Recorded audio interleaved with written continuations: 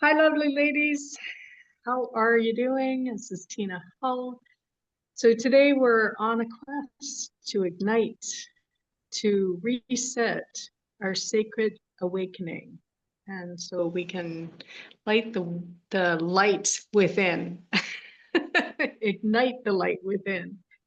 And a soul healing immersion to release the trauma that dims your light and reclaim the power to rise. So it's so important for us to have an understanding that it can change, it can shift, and it can get better. I know it doesn't feel like, depending on where you are on your path and your journey, and I can honestly tell you it does get better. And so trust that, have faith in that, and believe that, and that will help you move forward faster because you're gonna actually, it's your beliefs that are holding you back with a lot of what's going on. And those have been twisted and turned, obviously, from being in a narcissistic relationship. And you're going to have some better understanding today about why and also what's going on. And then we're going to do some releases throughout the entire session. So, welcome to this sacred space. And I really encourage you to not judge yourself throughout the entire thing, not criticize yourself. This is all about awareness. And you feel like, and that's okay. I have my opinion. I have my experience in my path. And if it's tweaking you a little bit and it's triggering you a little bit, I encourage you to write it down or mark the time and watch that section again, because triggers are usually where we need to heal and what we need to heal. So I really encourage you to take note of what's going on. If you want to put it in the chat, you can do that. And then also what I can do with the recording of the replay is send the chat as well if you want. And that way it'll help you kind of lock things in better. So let's pull our energy back.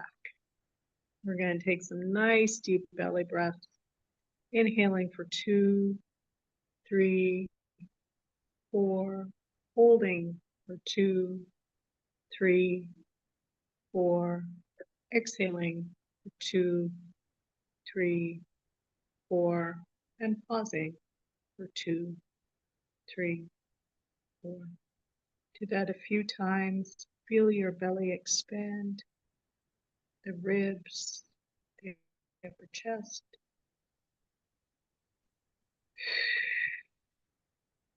You're going to see fragments of yourself from your day, from your week, maybe an argument or a discussion or some stress that's going on in your life, pulling that energy back into you. So you're in the present moment, you're here for you, and you're honoring that. Pulling it back into your energetic field, into your aura, so you feel more whole, more complete.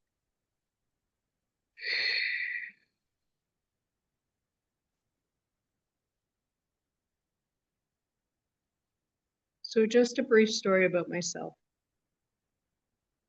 I know what it feels like to carry trauma in your body after surviving toxicity, unfortunately. And it's also been the greatest lesson learner and helped push me in my growth. So I never see it as a bad thing at this phase. If you do at this point, depending on where you are in your journey, that's okay.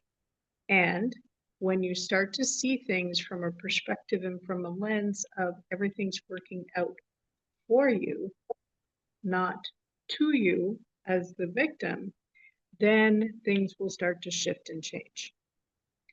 So several months ago, I was in this program, and I remember the coach talking about valuing our value and honoring ourselves.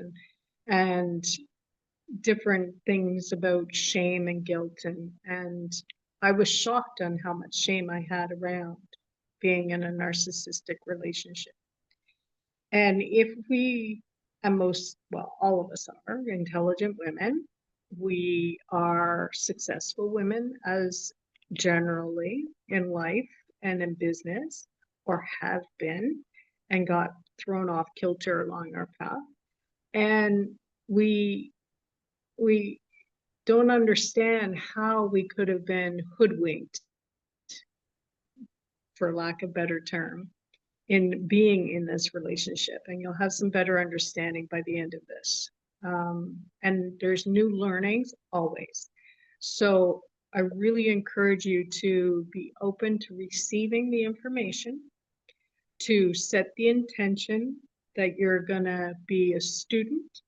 There are some things you might have heard me say before, and repetition is the key, because you may have heard me say the words, but not fully understand what they meant, or it lands differently. So every time you watch this recording, different things will land for you. And I really encourage you to try to watch these recordings, because it makes a big difference. You become a different person after the session. And then when you watch it again, you become another different person, because now you've got some new understandings and new awarenesses and new enlightenment, and your aha moments are going to shift and change. And there's people that may have said the same thing that I've said in the past. And because you've heard it and I think I read the other day, it's like 33 times we need to hear things now, because there's so much noise, that we're going to get it at some point. And this might be your 33rd time of hearing me saying what someone else has said in the past, and or my voice, the way it's said, how my interpretation and my presentation of the information may just be that one shift that you needed to hear. So let's begin.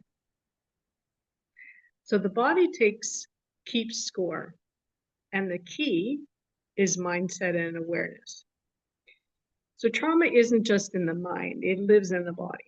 So I know that there's many women who have gone through a traumatic experience, whether it's with a narcissist or childhood trauma, whatever the experience was.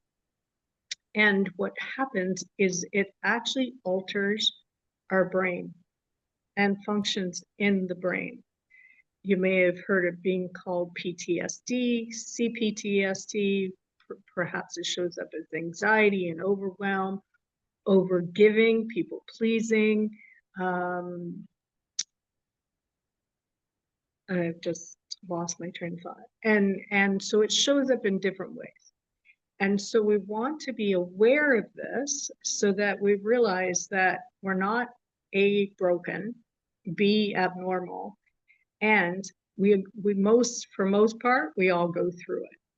And that's not a bad thing. It's just part of our experience and our journey. And awareness, again, is what we're looking for. So as part of my Muse method, which is mindset, universal laws, self-trust, self-love, self-care, and then energy at the end. This part we're going to talk about is the mindset piece. So our mindset is rewired for survival patterns, keeping us stuck. So we're maybe procrastinating, or we can't move ourselves, we don't have the momentum in our lives, or we start and stop things, we get easily distracted. I firmly believe, and this is my belief, ADD, ADHD, it's because you're ungrounded. And I have proof. I worked with this young man. He was 15 years old for about 6 weeks or so. And I worked with him, and I've worked with him so much on his sacral and his root chakra areas. And those are the biggest areas for grounding. Hi, Deborah. And so when I was working with him, he was highly ADHD. He was very destructive. He was threatening to cut himself. He was dyslexic, and he struggled a lot. He wasn't sleeping properly. He was disrupting his mom. His mom had 3 babies under 5 after a big gap between him and his sisters. And so I'm sure he felt out of place. So we worked together for these 6 weeks. And by the end of the 6 weeks, he could read a dinosaur card, all these cards that had like Tyrannosaurus Rex, can't even say the words, but all these big words and cards. Tyrannosaurus Rex. Thank you. And all these big definitions. The cards were like this long with the words being this small, and it was amazing to see. So I firmly believe that most of what we go through in life is because of stress and the trauma that we're carrying, either from childhood, birth, up until now. And then if we're older, then we've got different things. And it could be generational as well, societal, all that imprinting that comes along with it. So the amygdala, which is part of the brain, I'm just going to give you little pointers, is part of our emotional regulation. It's our fight and flight reaction. And it's why we're triggered after we've left the relationship with slamming doors or loud voices, or where our body jumps and we're in this kind of freeze situation. It's because it has been affected during the relationship. It gets altered.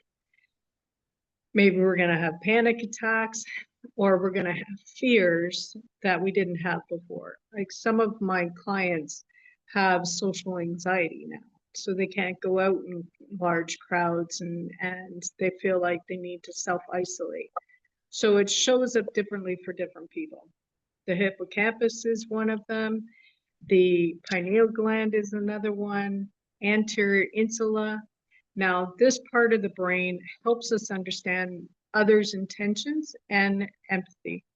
And so we want to know that our brain can be altered. So no wonders you're going through whatever you're going through.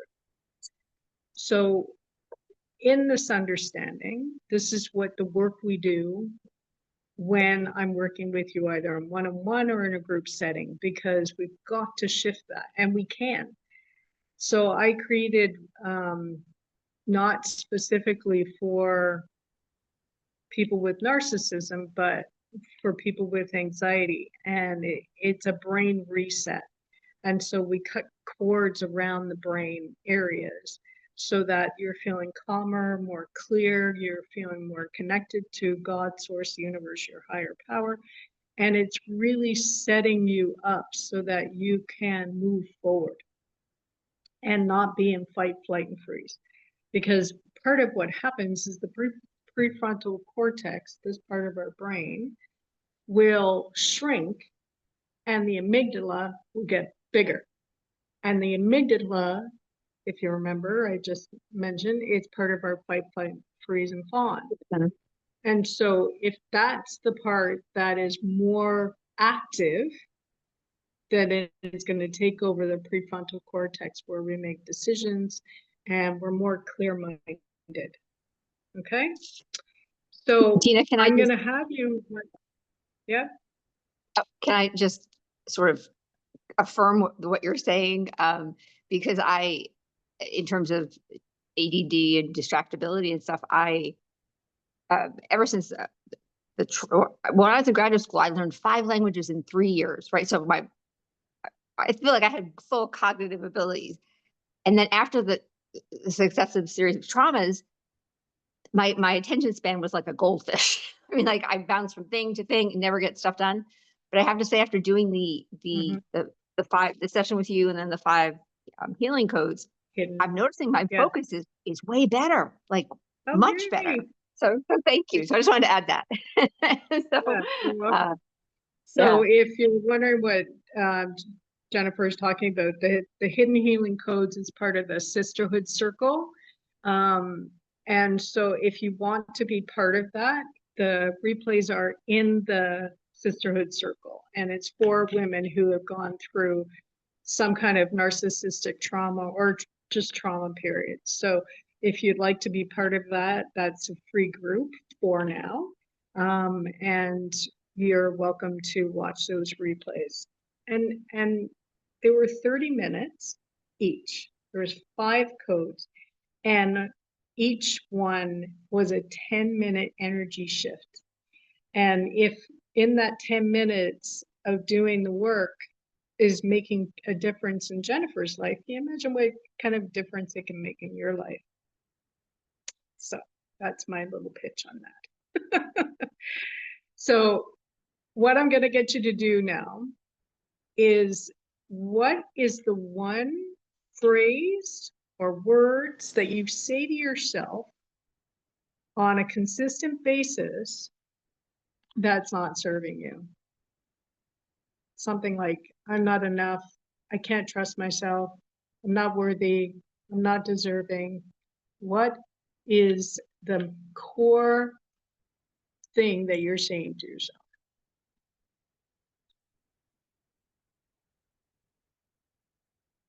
You're welcome to share it in the chat.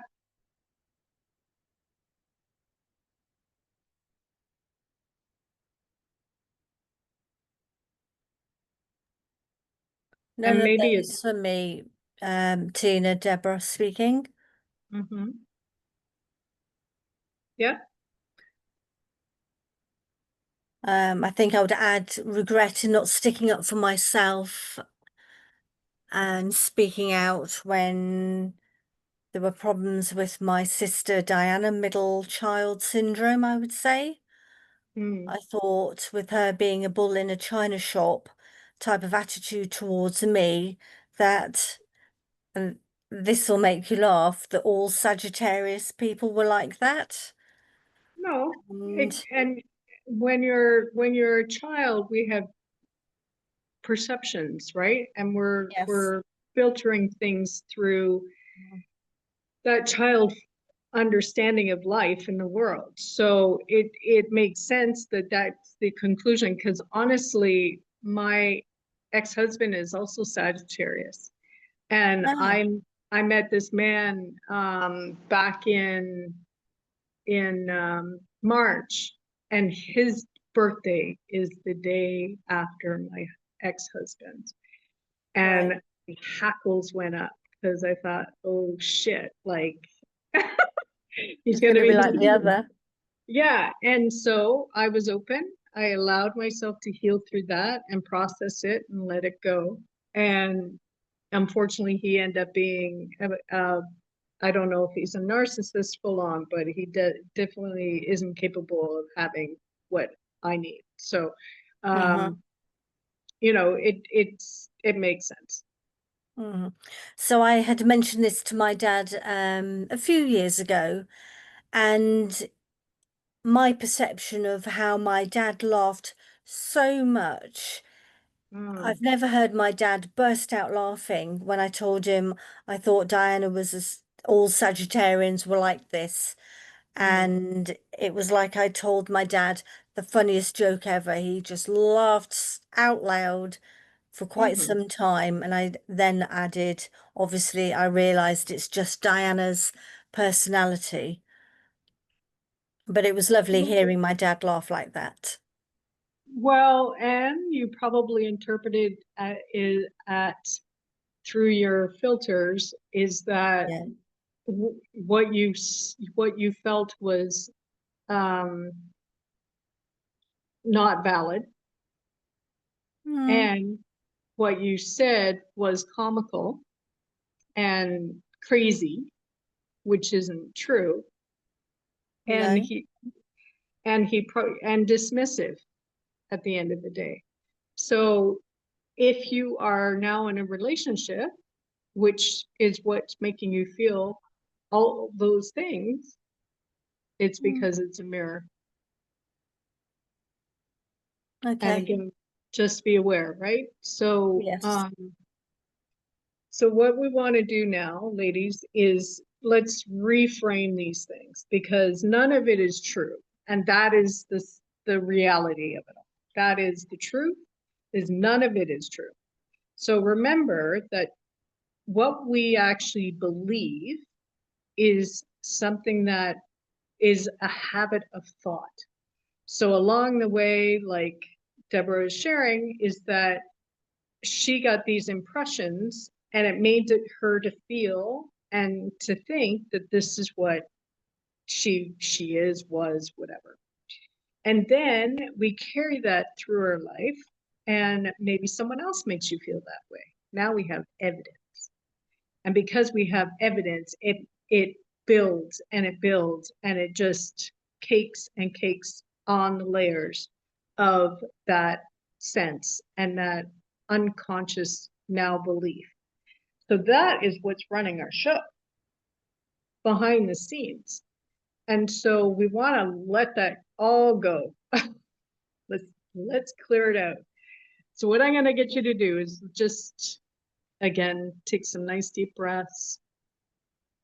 Close your eyes.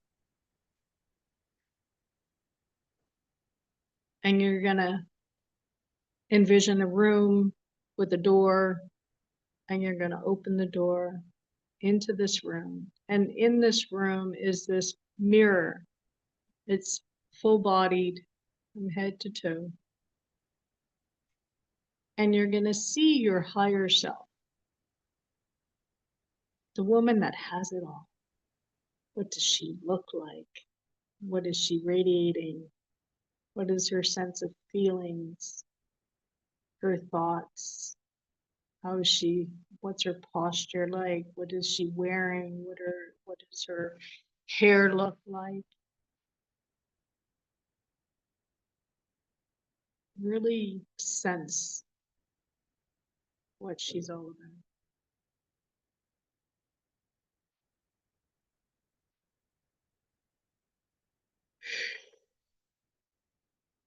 Now your higher self has a message for you.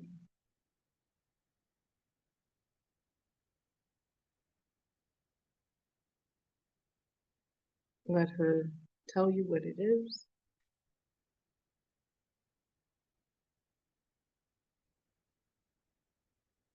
It's okay. And then I'm going to say some truths to you while you're seeing yourself as your higher self, the woman who has it all. You are loved. You are supported. You are born worthy, and nothing has changed. You are deserving of all good things to come into your life. You are meant to be here. You are lovable. You are amazing. You are incredible. You are brave. You are a divine child of Source. You are capable. You are strong. You can trust yourself again. You are good enough. You've got this. And nothing and no one has power over you unless you give it to them. Take a nice deep breath and breathe all that in.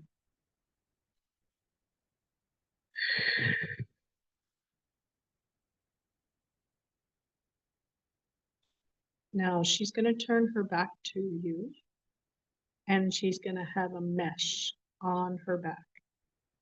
And I'm going to get you to take your left foot forward and step into her. And then your right foot forward and step into her, and you're going to meld with her. You're going to become her.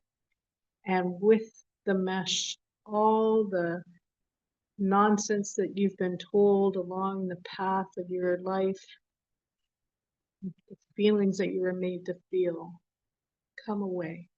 All that no longer serves you drops to the ground. If you have to step back out and step back in again, go ahead. Feel yourself sitting or standing a little taller, feeling a little more joyful, peaceful, more calm, more knowing, because this is the version of her that has it.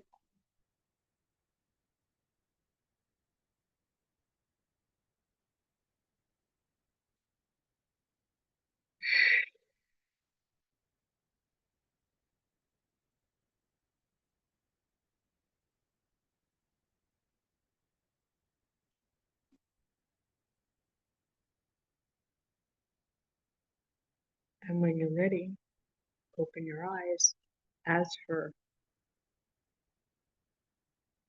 and put in the chat, how you doing? How was that experience?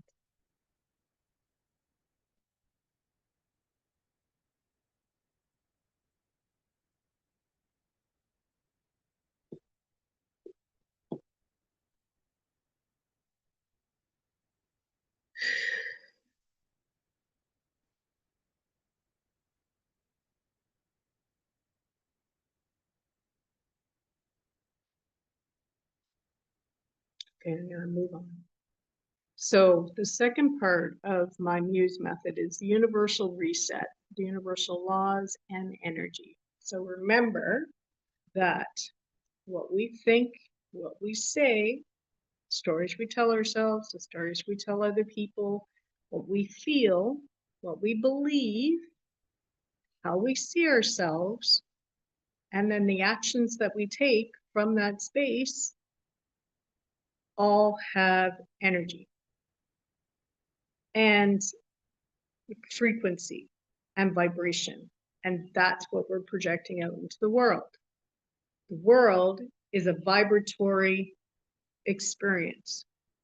So if we are feeling like life sucks, it's the worst, I can't believe, we're upset all the time, we're disappointed, we're angry,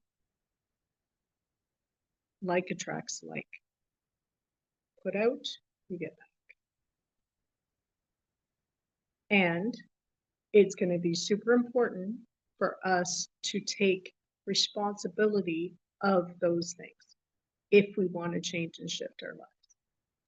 So I remember working with a coach a couple of years ago, and we were doing this Akashic Record group reading. And one of the places she was saying, she asked a question, and for me, it came up as responsibility, that I wasn't being responsible. And I'm thinking, how is that possible? I take care of my family and my friends and myself, and I pay the bills and whatever.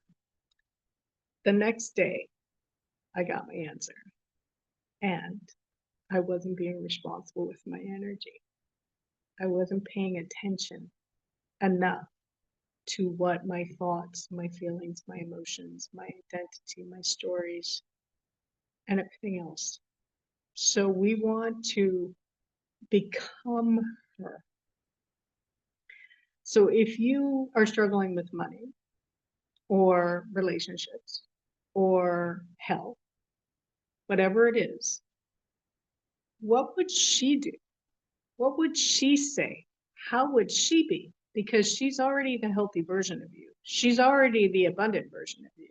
And she's already the woman that with the most incredible love life. So what would she do?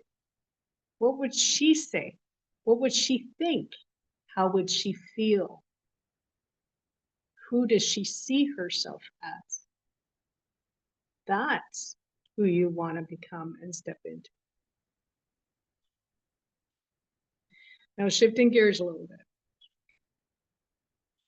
The law of resonance is a universal law, and it is, you don't get what you want, you get what you resonate with. So again, it's about frequency and about vibration.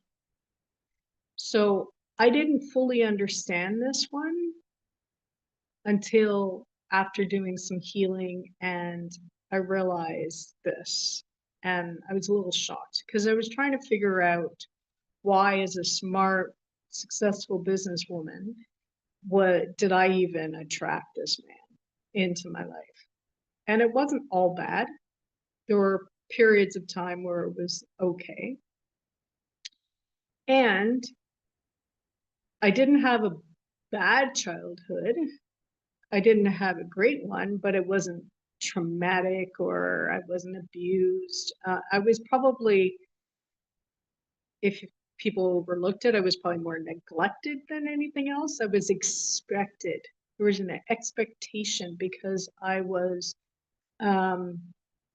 responsible, generally speaking, even from a young age, and I was wise. And so there was this expectation that I would be okay, no matter what.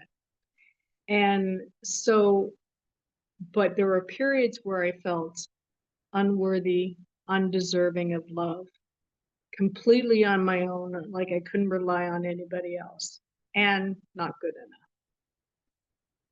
So why is that important to know and understand? Because he also made me feel that.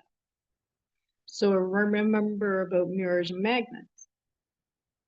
My ex-husband and I used to play each other off with victim mode and state.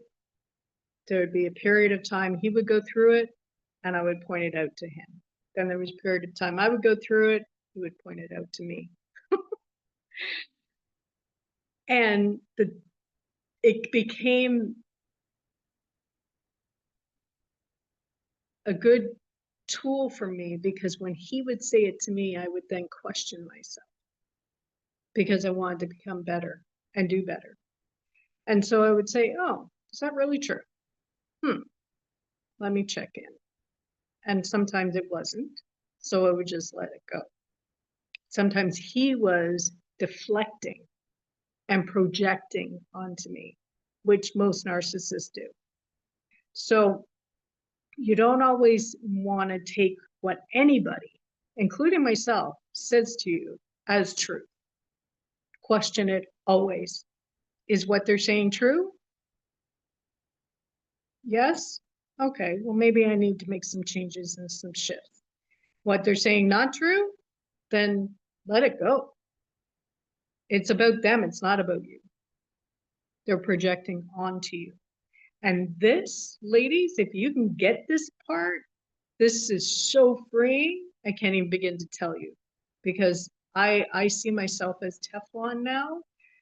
Most people cannot say anything to me that is mean, derogatory, upsetting, defaming, because he's done it all. Where I take it personally. I question myself to be responsible and to see if maybe what they have said is either valid or true. And if I don't think so, it does not matter because what I think matters. I know the truth.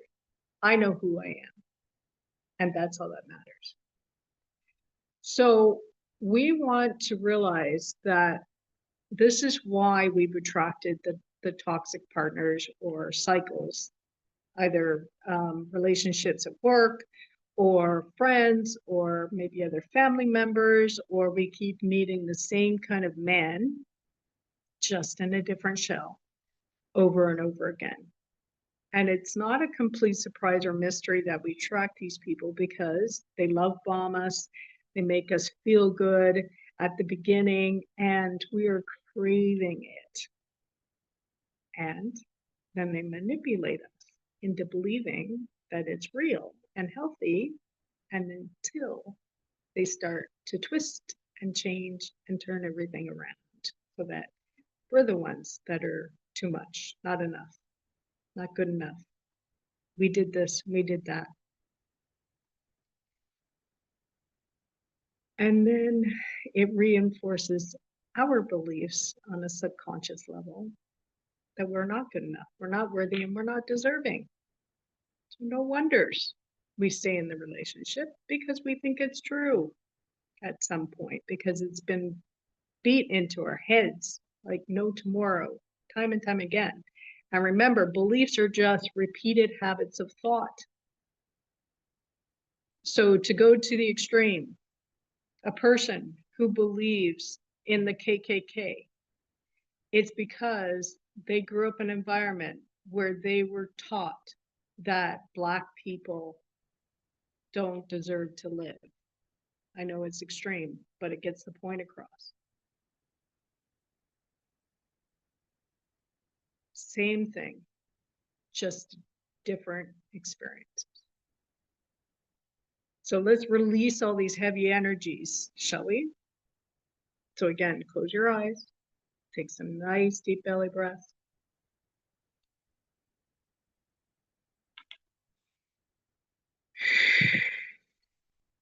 Feel your shoulders drop, creases in your face relax. Tension ease out of your body with every deep breath. And I'm going to see some phrases that are going to be channeled through me, but you may have different ones that also come to you as well. So you're going to have these sticky notes on your body. And they're going to be your thoughts, your stories, your beliefs, your identity, any stories that you tell other people along the way that have been told to you by your ex-narcissist, whether it's a parent or a family or a friend or your partner, and put them all over your body. I'm not good. You're not good enough. You're not worthy of good things. You're not deserving of good things. It's all your fault. You're too loud. You're too smart. You're too know-it-all. You think you know it all. You don't know anything. You're not good enough for even my shoe, in the bottom of my shoe. What are the stories that you were told?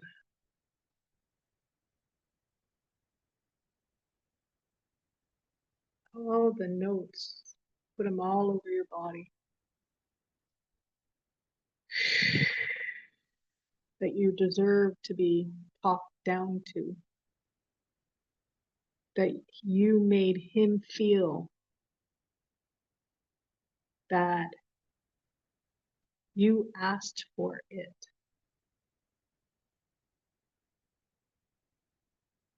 What you said was not true or not valid. Maybe you felt invalidated.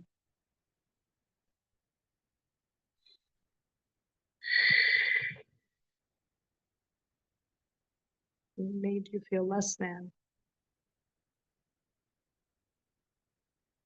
He made you feel like you needed to dim your light, to shrink, to not be your full self, your true self. Lacking in confidence, self-esteem, that you can't trust yourself anymore.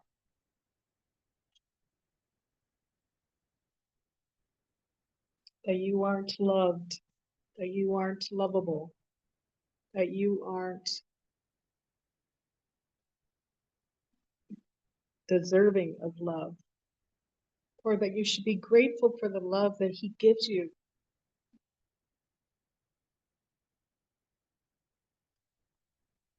You haven't learned your lesson. Maybe any guilt, any shame around allowing yourself to get involved with this person. Or guilt or shame around the fact that you stayed. And ladies, I have stayed for 23 years. So I feel no guilt or shame. But if you still do, put that on your sticky note. Allow it all to surface. When it becomes conscious, then we can release it and let it go. Don't hold back. It doesn't serve you. It's just between you and your source. No one's gonna know. So get down and dirty with all of it.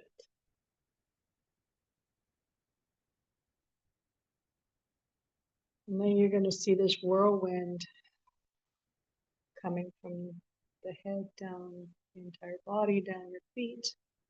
Tornado-like energy, pulling all these feelings, thoughts, stories, beliefs, identity out of your cellular level, out of the DNA, out of your genetic or karmic and energetic fields, pulling it all out of your body, out of the cells, the emotions, the feelings, the untruths,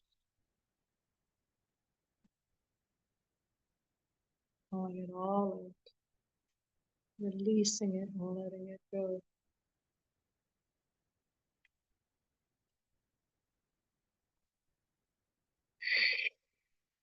Keep pulling it out, putting it into this vortex, energetic field.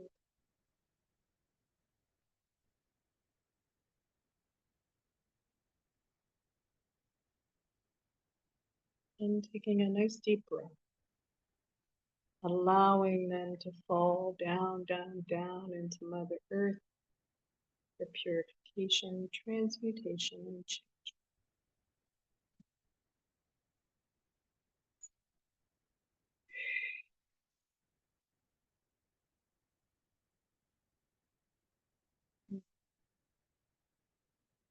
And bringing this beautiful white love light energy coming down through the crown from God, Source, the Universe, your higher power,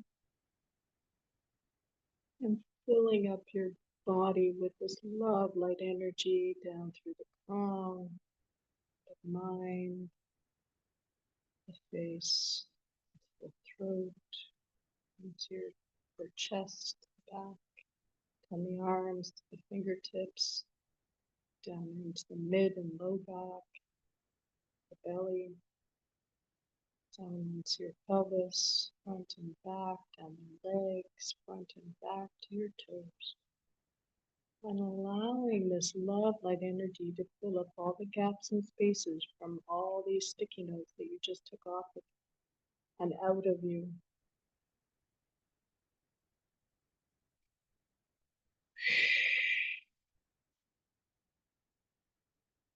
Filling you up with love and light, turning all the darkness into light and love. Any shadows still lurking in the corners, setting the intention of this love and light, filling in the gaps and spaces and pushing out this darkness.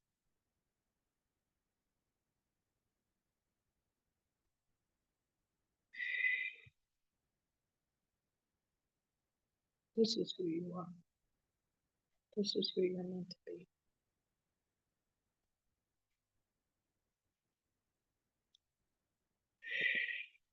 Take a nice deep breath. And when you're ready, bring your awareness back to your bodies.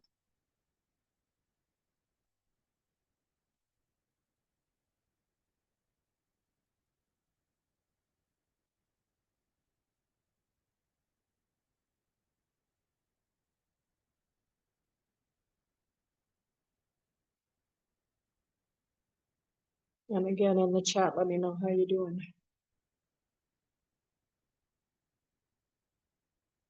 Anything come up for you that I didn't say that surprised you?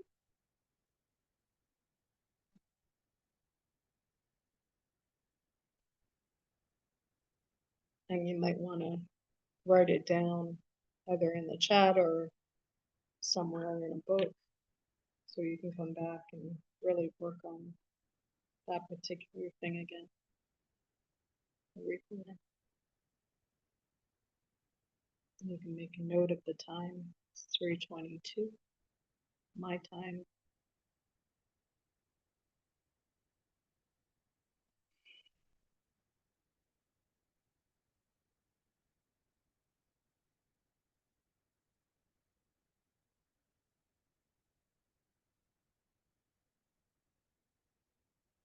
Let me know your back with me so I can move on to the next part of Muse. This part is self-trust, reclamation, self-love, and self-trust.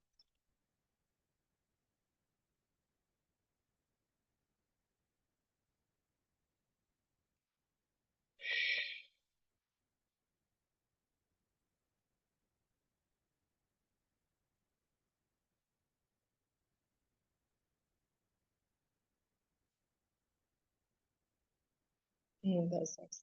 Happy to hear that, Jen.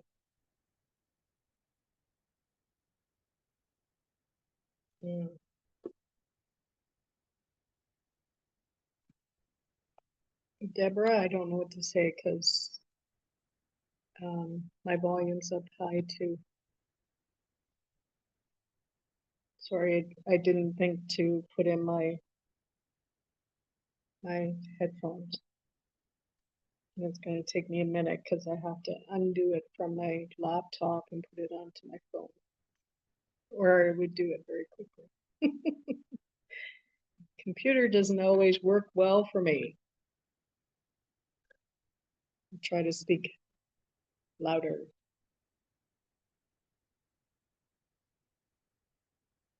And sometimes when we do these things, you're not going to hear my voice because there's a subconscious block because you don't want to hear what's being said.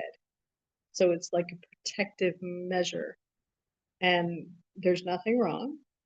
So just make sure that, again, you try to go through it and hear the words that I've said, and it could be a subconscious protection. Just trust that you had the experience and that it was released, and let go. Okay, so moving on to self-trust and self-love. This is a big factor. This is one of the deepest wounds after a narcissistic, traumatic, toxic relationship.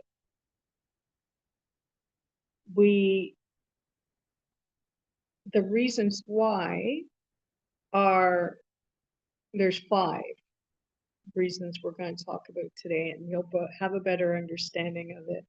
And I go deeper into this to the group program that's coming up. So I just don't want to spend too much time on it, but I want to give you enough awareness that if you need to look it up, then you can further, okay?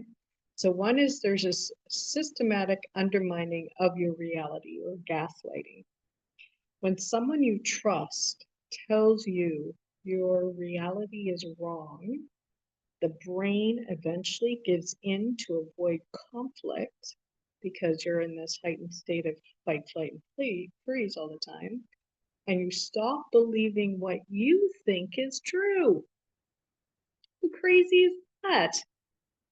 Because I don't know about you, but I felt crazy through most of the relationship at the end.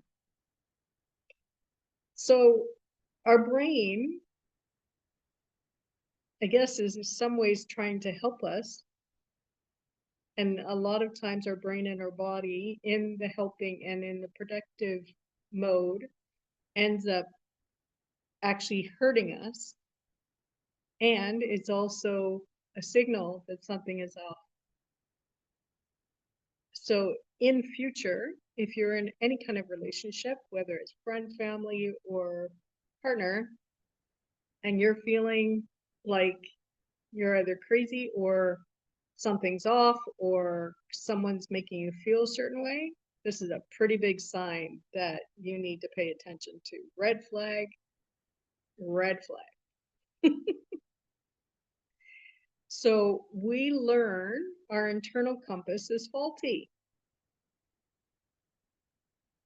How crazy is that?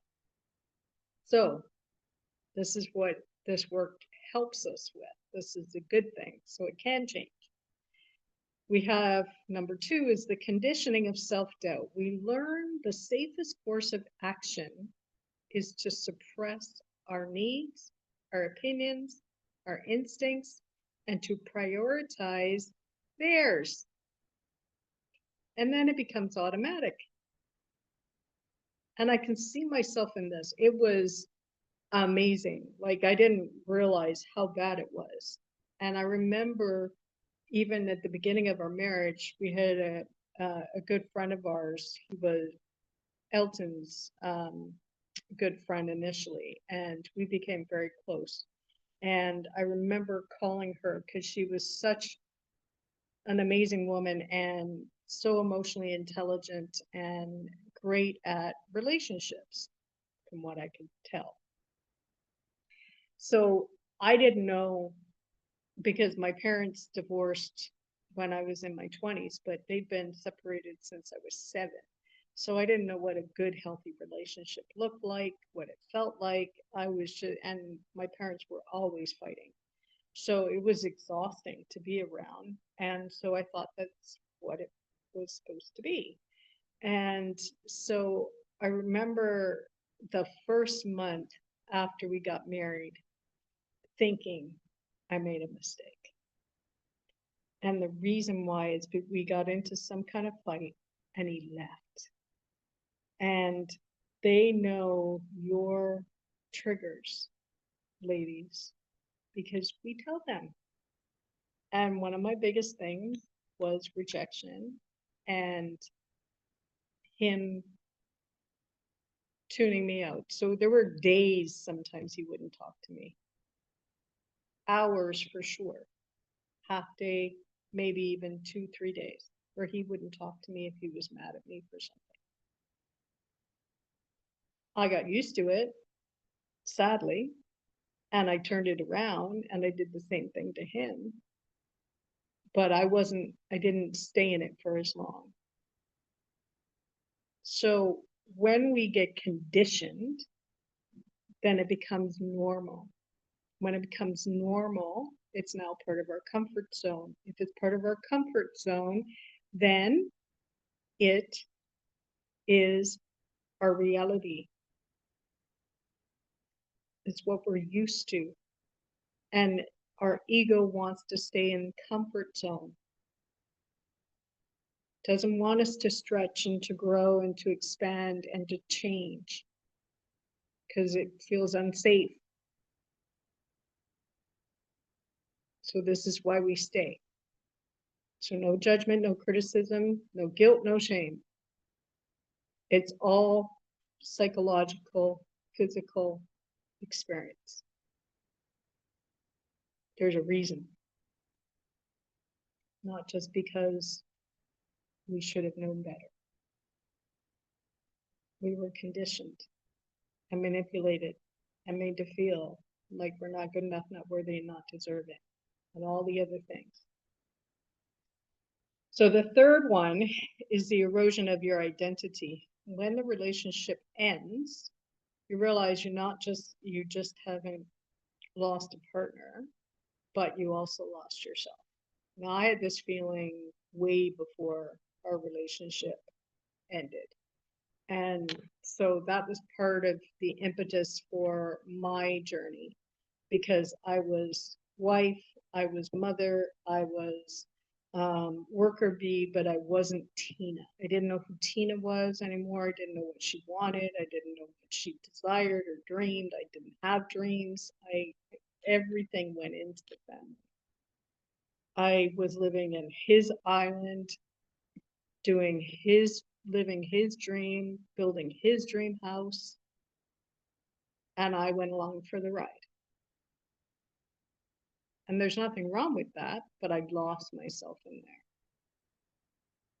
So we really want to, in a healthy relationship, find a partner that wants us to thrive together, rise together, and live as partners, not as his life is more important than your life. Because I remember we were sitting on some of you may have heard me tell the story, but we were sitting on our balcony. I think I came back from yoga or something. He was in a follow mode and he said something, and I said, it's not my responsibility to make you happy. Yes, it is. And he's a 6'1" man, 250 plus pounds. and I'm 5'2", 150 pounds. So, and not that he was overpowering me, but his energy was. And I remember looking at him and I said, nope. I said, you are responsible for your happiness. I'm responsible for my happiness. And together we help each other rise. And he looked at me straight in the face and he said, no, it's your job to make me happy. And in that moment, it clicked for me because I knew I was on my own.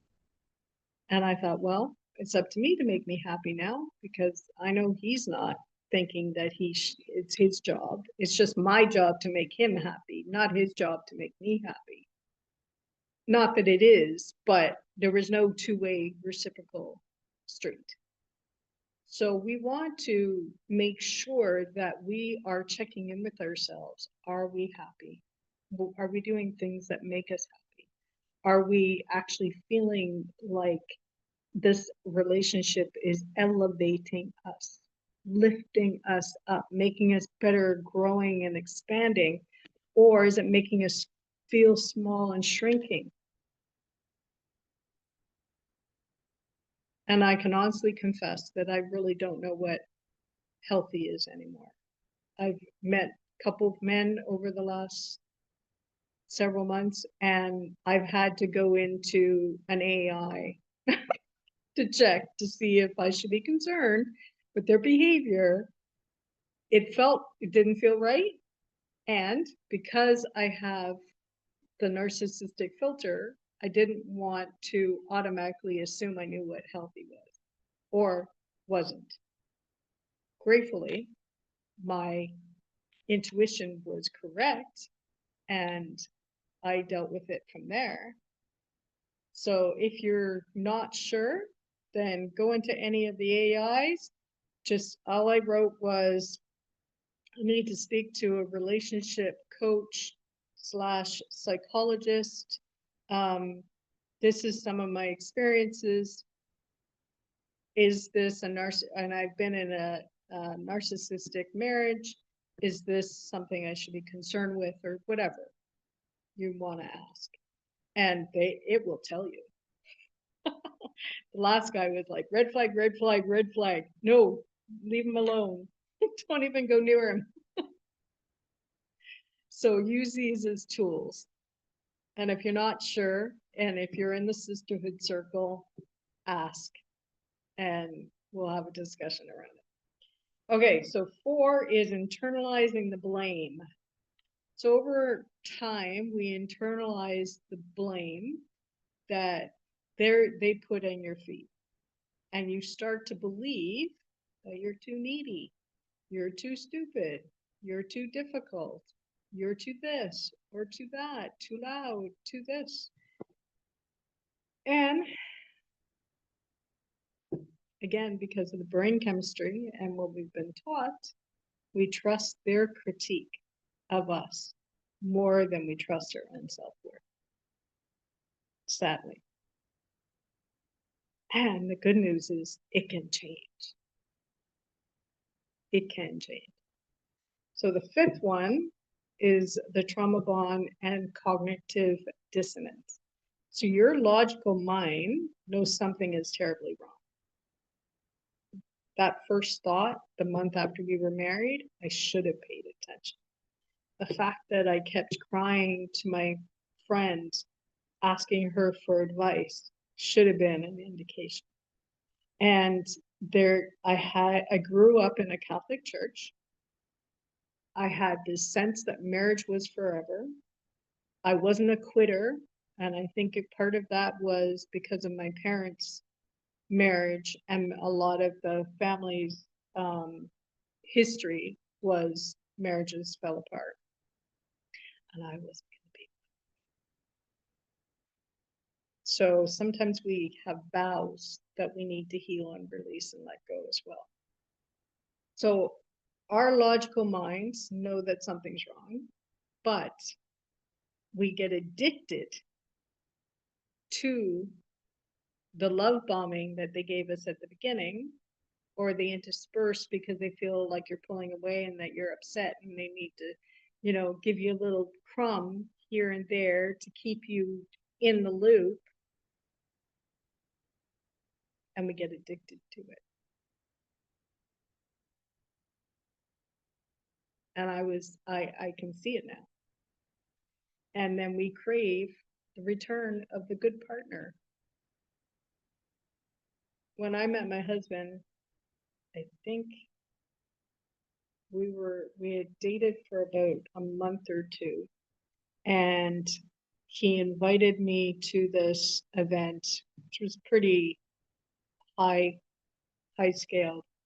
And he set me up at his friend's who was had a salon, and he had a manicure and a pedicure and a facial and a waxing and a hair done and makeup, all for me. No one's ever done that for me before. I don't do that for me. So it made me feel really good. And I loved that he was taking care of me. Every Wednesday night I worked late. He had the key to my apartment. My cousins lived upstairs of our building, so he would hang out with her for a little bit until I got home. And he would leave a red rose for me. Until I got out of SAW school, and then nothing. He didn't feel like he needed to make the effort anymore because we were married. So they will change. Again, pay attention to new relationships if you're planning on getting one, and just make sure that you're asking the questions. So let's check in with our bodies. You're going to put one hand on your heart, one hand on your womb space, just below the belly button. Take some nice deep breaths, closing your eyes, and asking your body, what do I need to know right now?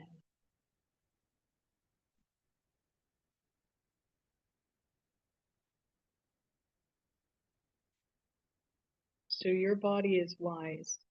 It has the solutions. We just have to take time to listen and to hear.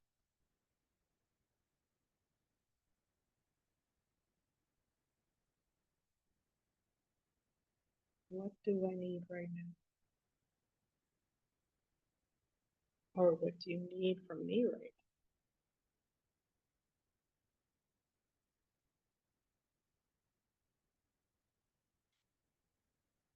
now? And you might want to write it down. If it's an action step, then make sure you take it sometime today. When I was going through this, I kept hearing trust, trust, trust.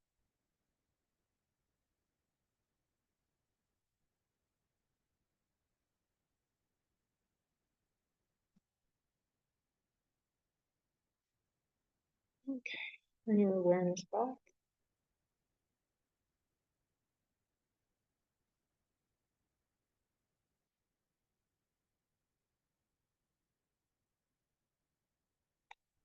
So the last part is E for energy. And we're going to do an energy reset ceremony.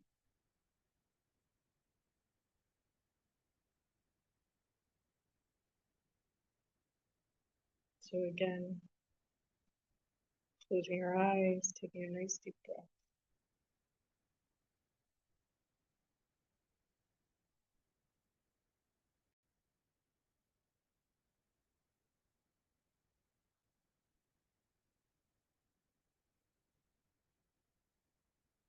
Anywhere, ask your body, where are you holding pain,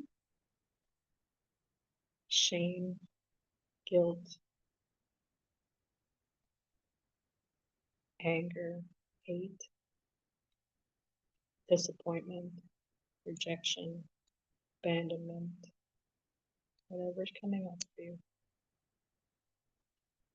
Where are you feeling it in your body?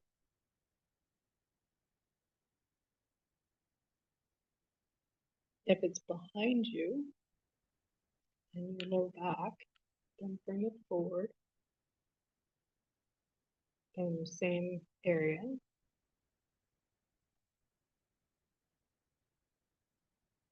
And you're going to see a basket in front of you. And you're going to pull the cord, the feeling that you have in your body, out of it. And this cord is like a water hose, let's say. And you're pulling it out of your body and putting it into this basket. And you keep pulling and pulling and pulling until it feels like it's finished.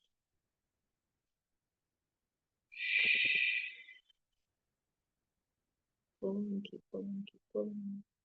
And the basket gets bigger and bigger, expanding, allowing all this cord hose to go into the basket.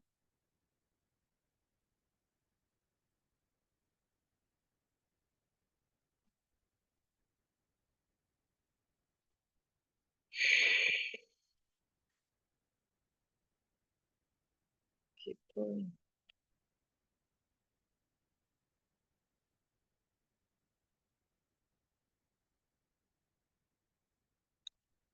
Keep pulling.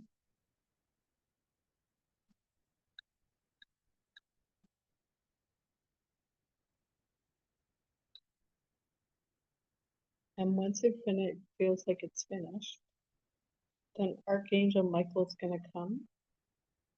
And he's going to take this basket and he's going to tie the ends together. And he's going to bless this basket and release it and let it go into the ethers. So it no longer has power and control over it.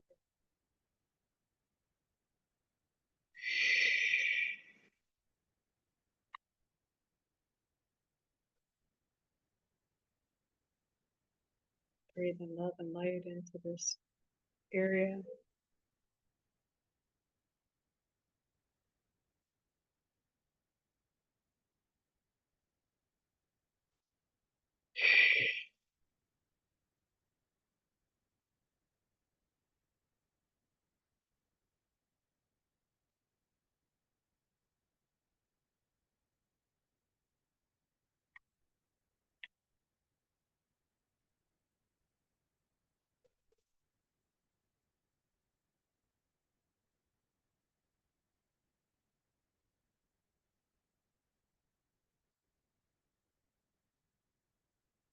So there's been a lot of energy work, a lot of releasing. How are you feeling? You feel lighter, calmer, more clear.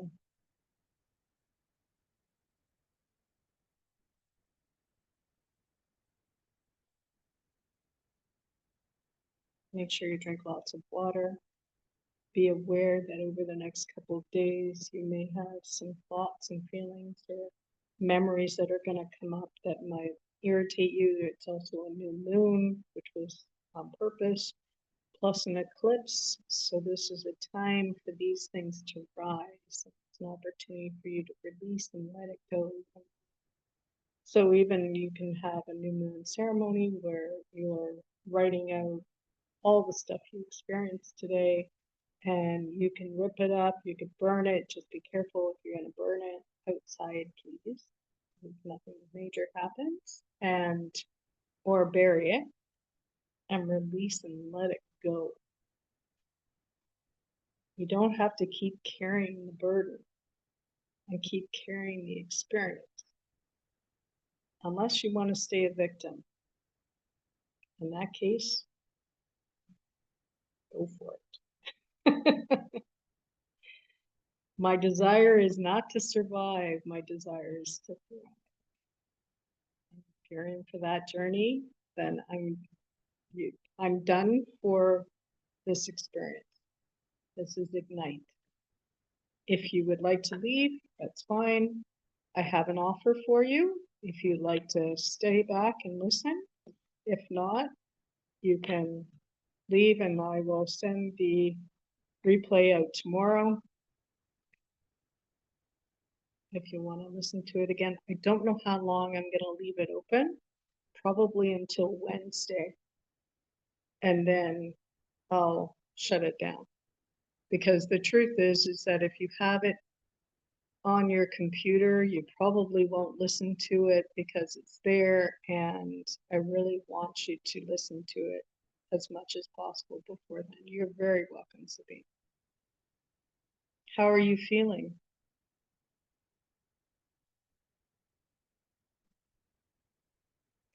So in just 90 minutes, you released heavy emotions, you reconnected with your body for the last day, and remembered your light. Imagine what's possible in 3 months together. So here's the truth.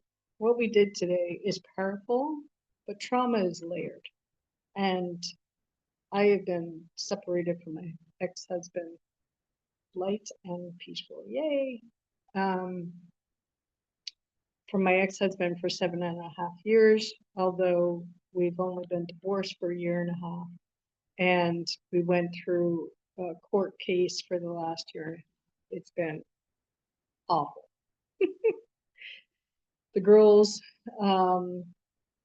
testified against me and for him and all that kind of stuff. So it was not a fun experience. So beware that there's going to be layers that are going to come up.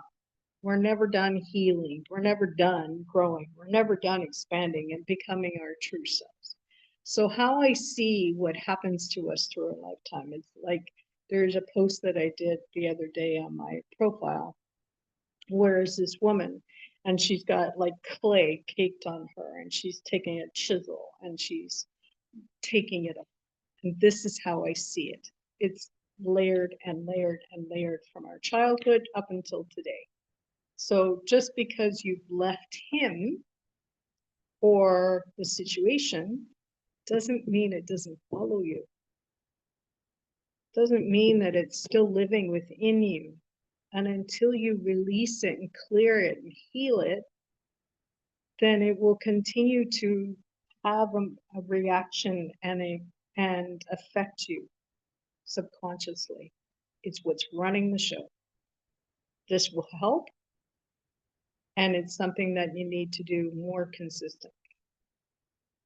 So what I've created is a 3-month healing program. It's designed to help you not just to release the trauma, but heal the part of you that resonates with their toxicity, releasing old survival programs, and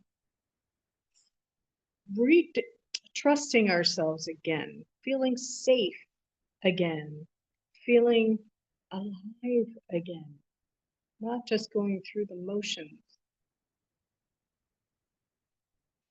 So we don't want to ever attract another narcissist in our lives. And if they do, then they have no effect on you. Instead, we want to rise into self-trust, safety, peace, and power, and personal power. So when I was going through my healing experience, I remember this word power triggered me quite a bit because I saw it as his kind of power, the overlording power, the dominating power, the aggressive power. This power is personal. This is your personal power where you set your boundaries. No is a no, yes is a yes. And you have no guilt or shame over any of your decisions. You're actually making conscious decisions based on what you actually feel is best for you. You're living from a place of love and light and what feels good. And you're laughing and you're enjoying life. And you feel alive. So you're going to finally trust yourself again. And you're going to make choices again. interestingly enough, it was so weird because I was the main breadwinner. And for most part, I would have a conversation with my ex-husband, especially if it was kind of big purchases. But there were times where I made little purchases, programs and stuff like that for my personal development or for business reasons, but I wouldn't make this decision with him. And I remember after we split up, really struggling to make choices because I was so used to having maybe fear or concern over if I spent my money on me, on what I wanted and desired, then there was no one else to blame but me. The buck start and stopped with me. And it also did before. It's just that there were times where I consulted with him. And so I really struggled with making choices again from a place of, okay, this is what I want, this is what I desire. Is it the right move? Maybe, maybe not. And if not, oh well, I learned my lesson, I move on. So we get to that place where we're safe in making choices again. We're going to release the body's trauma loops so that you can feel safe and at home in your skin. We're going to break free from patterns of toxic relationships once and for all. You're going to restore your vitality, energy, and joy, and create healthy love and connection, starting with, because at the end, ladies, it's all about us. And if we do not love ourselves, I put a post up today, and I had watched this TikTok video, and this judge had said to this woman, if a man shows you that your love is not good enough and you do everything for him, does he deserve your love? And the truth is no. So there are 1 billion people in this world, many billions of people, and many millions or billions of men. Why are we sticking with these ones that are not what we deserve? Why? That's the question. So we want to come back to ourselves. So we actually see our value and our worth and know that we deserve better. So because you're here today, and I want to honor your courage with this special rate, for the 3 months, if you want to join us, you have until midnight on the 24th, on Wednesday, to say yes, and then we'll talk about payment plans and all of that kind of stuff if you need it. If we go past the 24th, then it'll be the full price. So the full price is $2,500. The Ignite special is $1,997, or 3 payments of $777. So your freedom begins now. This is your chance to step into healing at a rate that won't be offered again.